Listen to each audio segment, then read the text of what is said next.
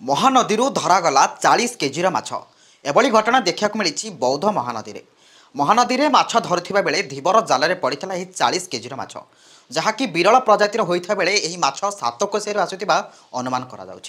सूचना अनुसार प्रतिवर्ष महानदी में यह विरल प्रजातिर माछ देखा मिलता है। प्रतिवर्ष वर्षा हेले गोलिया पानी उपरमंडल आसिले सातकोशिया गंडर उपरकू उठी आसती माछ माने एवं यही विरल प्रजातिर माछ देखा लोकंर भिड़ लगी था।